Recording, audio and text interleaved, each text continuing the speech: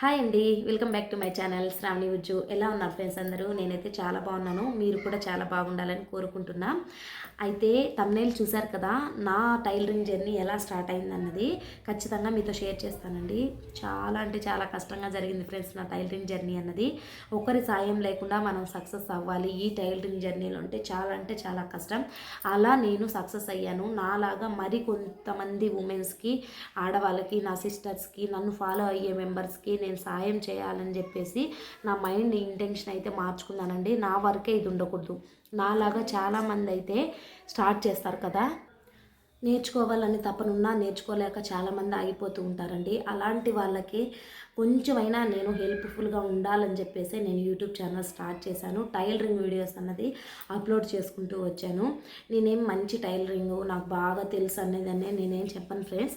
కానీ నాకు తెలిసిన చిన్న చిన్న టిప్స్ వాడేసే నేను ఈరోజు సక్సెస్ అయ్యాను. ఆ సక్సెస్నెస్ నాలాగా చాలామంది ఆడవాళ్ళకైతే ఉంటుంది. నా బ్లౌజ్ నేనే కుట్టుకోవాలి, ఒకరి దగ్గరికి వెళ్ళకుండా చూసుకోవాలనుకొని అలా నేను సక్సెస్ అవ్వాలన్న లేడీస్కి సపోర్ట్ చేద్దామని చెప్పేసి వీడియోస్ స్టార్ట్ చేశాను.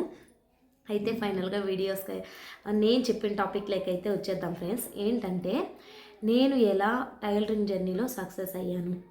సక్సెస్ అంటూ ప్రతి ఒక్కరు ఎవరు కారండి, మనం నేర్చుకుంటూనే ఉండాలి. ఈ టైలరింగ్ జర్నీ అంతా కూడా ఏదైనా కొత్త మోడల్ ఒకటి వచ్చింది అంటే అది ఖచ్చితంగా నేర్చుకోవాలండి.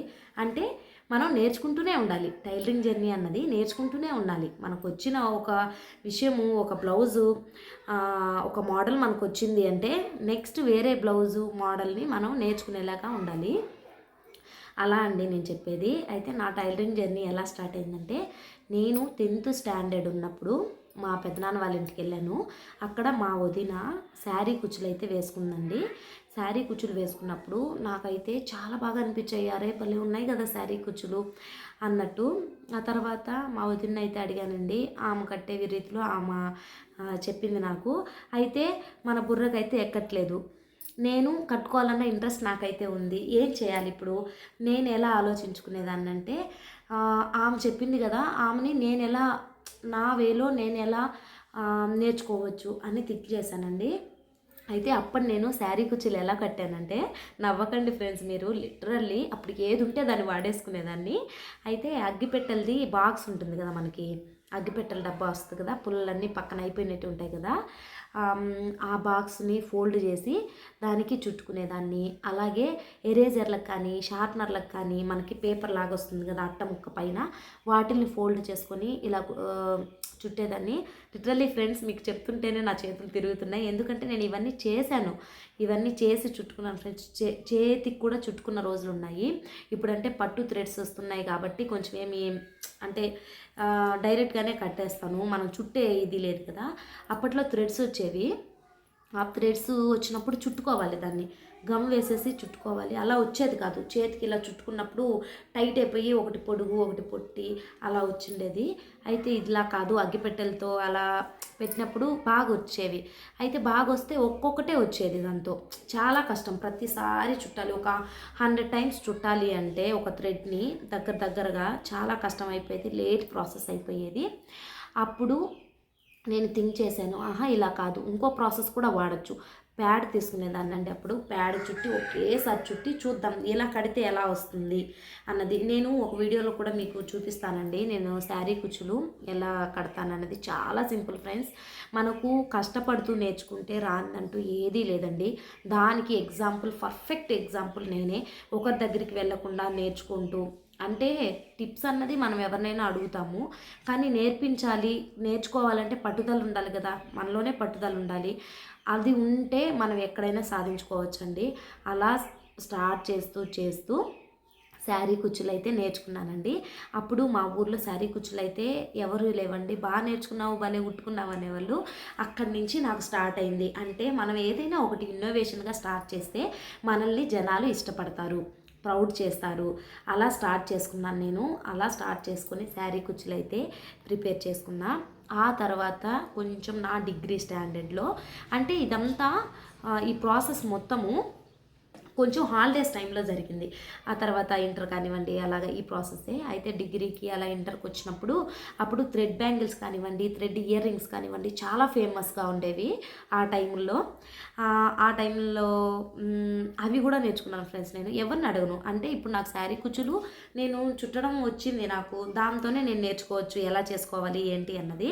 అలానే స్టార్ట్ చేశాను ఫ్రెండ్స్. అలా స్టార్ట్ చేసేసి ఇయర్ రింగ్స్ కానివ్వండి, అలాగే థ్రెడ్ బ్యాంగిల్స్ ఏ కలర్ కావాలంటే ఆ కలరు, మోడల్స్, వాటికి అంటించే గమ్తో స్టిచ్ చేసేవి చాలా అంటే చాలా బాగా చేసుకునేదాన్ని.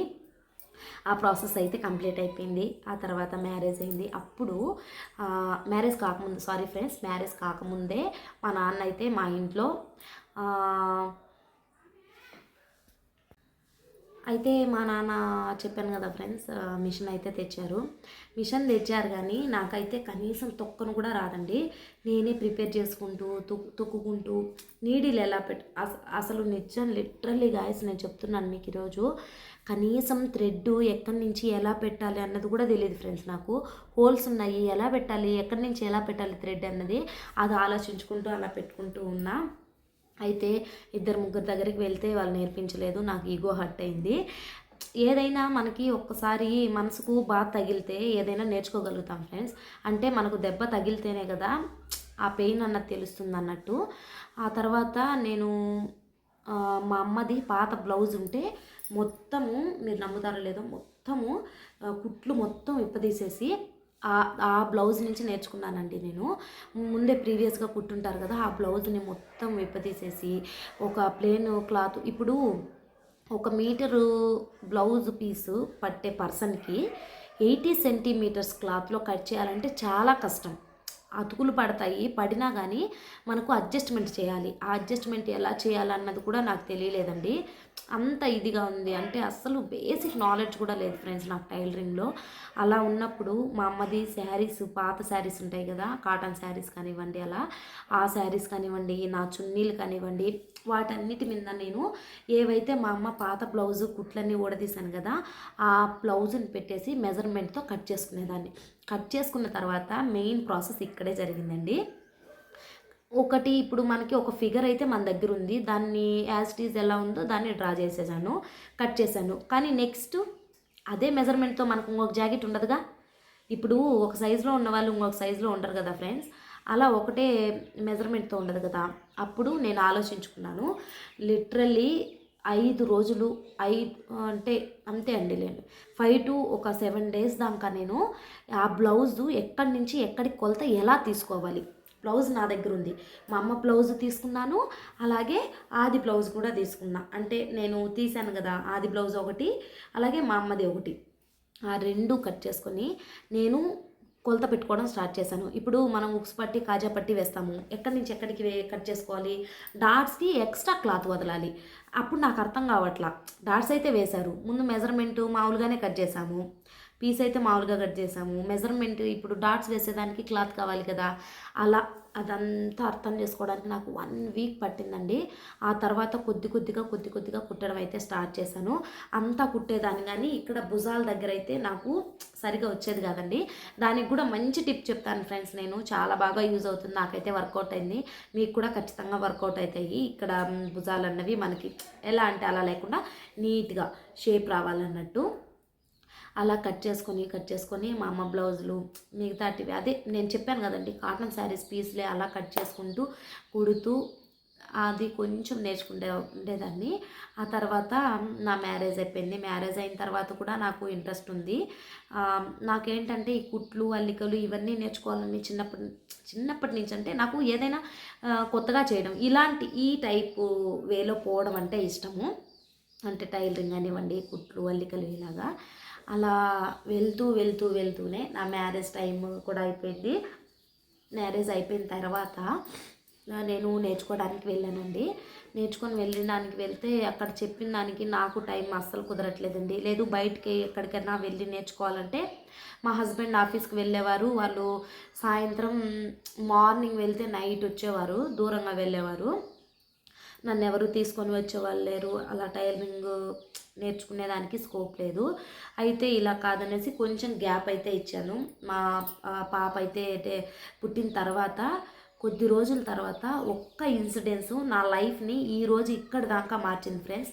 నేను టైలరింగ్ నేర్చుకునేదానికి అంటే ఒక విషయము మనల్ని మార్పు చెందేలా చేసింది అంటే దాన్ని ఎప్పటికీ మర్చిపోకూడదు ఫ్రెండ్స్. నేనైతే అస్సలు మర్చిపోలేను. ఎందుకంటే డెఫినెట్గా వాళ్ళు నాకు హెల్ప్ చేశారనే చెప్పాలి. ఆ రోజు కనుక వాళ్ళు హెల్ప్ చేయకుండా ఉండింటే, అంటే వాళ్ళు ఆ విషయం చేయకుండా ఉండింటే ఈరోజు నేను టైలరింగ్ దాకా కూడా వచ్చేదాన్ని కాదండి. అందుకనేసి నేను ఇంత దూరం వాళ్ళు నాకు ఆ రోజు వాళ్ళు చెడే చేసి ఉండొచ్చు, కానీ ఈరోజు వాళ్ళు నాకు మంచిగా చేశారు. ఆ రోజు వాళ్ళ మీద నేను కోపంతో మొదలుపెట్టిన ఈ టైలరింగ్ జర్నీ ఈరోజు నాలాంటి 10 మంది ఆడపిల్లలకి, అఫ్ కోర్స్ ఎవరైనా సరే అండి, ఆడపిల్లలని కాదు, సారీ అండి, జెంట్స్ కానివ్వండి, లెట్స్ ఎవరైనా సరే నా వీడియోసు టైలరింగ్ టిప్స్ కానివ్వండి, నా వీడియో ఏదైనా సరే అప్లోడ్ చేసేది నన్ను ఇష్టపడే విధంగా. నేను ఇప్పుడు ఇలా ఉన్నానంటే కారణం మాత్రం ఆ ఒక్క పర్సనేనండి. అంటే